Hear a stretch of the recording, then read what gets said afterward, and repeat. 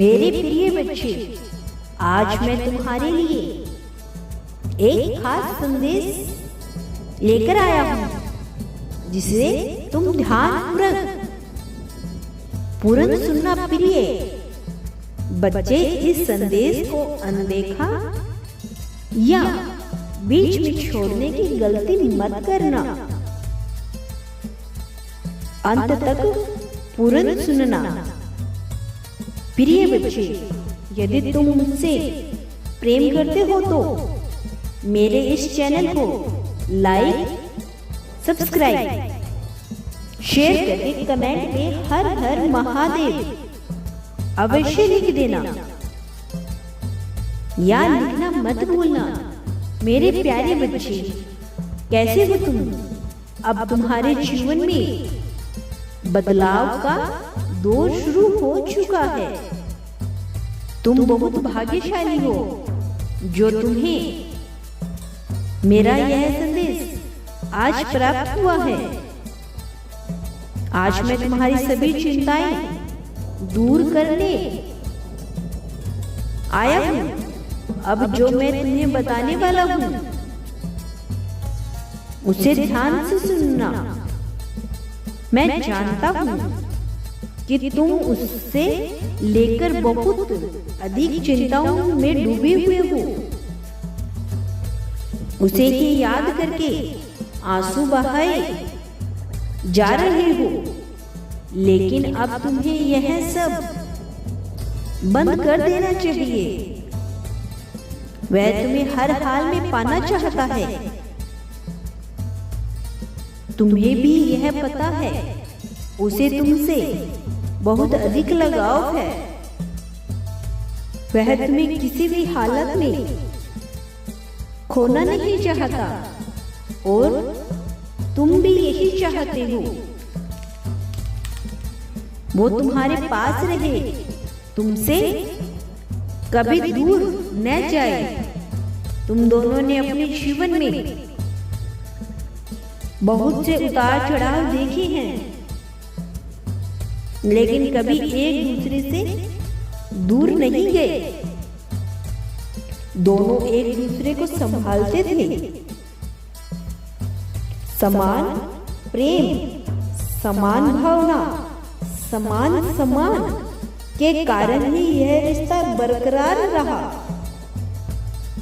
जिसके रिश्ते में विश्वास और धैर्य होता है, वह रिश्ता अटूट होता है।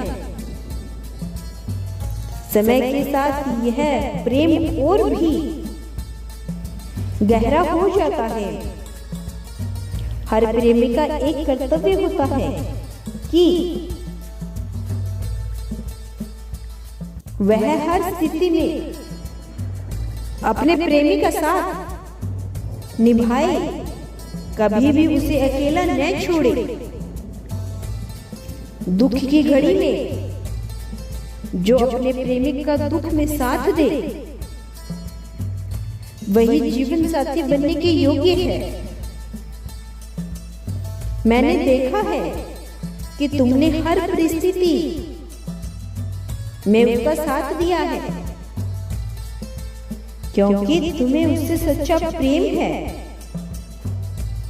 इसीलिए तुम हर पल अपनी भूल को सुधारने का प्रयास करते हो। तुम उससे खुश रहने का सदैव प्रयास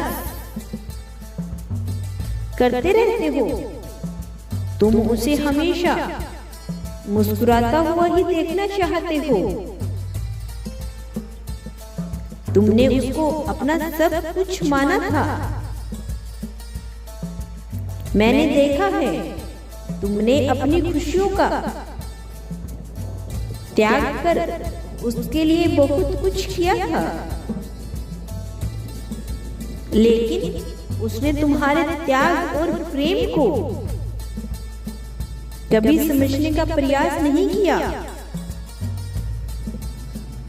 वह तुम्हारे लिए करता ही गया, जिस कारण तुम्हारी उम्मीदें बढ़ती ही गई और हद से अधिक उम्मीद लगाने के कारण तुम दोनों का रिश्ता टूटकर बिखर गया और दोनों के बीच दूरियां बढ़ती गई। लेकिन तुम खुद को अकेला मत समझो,